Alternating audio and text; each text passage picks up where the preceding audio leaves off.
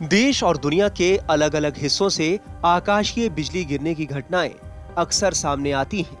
खास तौर से बरसात के मौसम में आसमानी बिजली गिरने की घटनाएं बढ़ जाती हैं। भारत में हर साल आसमानी बिजली की चपेट में आने से सैकड़ों लोगों की मौत होती है। क्या आप जानते हैं कि आसमान से बिजली क्यों गिरती है?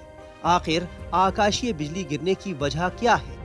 लेकिन सबसे पहले ये जानना जरूरी है कि बिजली का गिरना और बिजली का चमकना दोनों अलग अलग चीजें हैं। वैज्ञानिकों के मुताबिक धरती पर हर सेकंड 50 से 100 बार बिजली गिरती है। सूरज की सतह की तुलना में आकाश से गिरने वाली बिजली अधिक गर्म होती है। बिजली जिस रास्ते से होकर जमीन पर आती है, वहां की हवा 15,000 डिग्री फ़ारेनहाइट तक गर्म हो जाती है।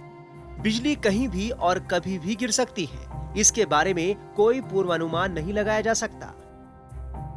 अब ये जानना सबसे जरूरी है कि आखिर आकाशीय बिजली क्यों गिरती है? क्या है बिजली गिरने की वजह?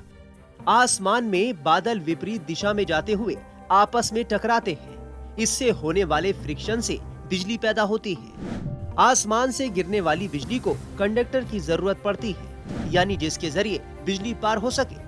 आसमान में किसी तरह का कंडक्टर ना होने से वो धरती पर गिरती है। जमीन पर मौजूद लोहे के खंभों के आसपास से जब आकाशीय बिजली गुजरती है तो वो कंडक्टर का काम करते हैं। उस वक्त कोई शख्स अगर उसके संपर्क में आता है तो उसकी जान तक जा सकती है।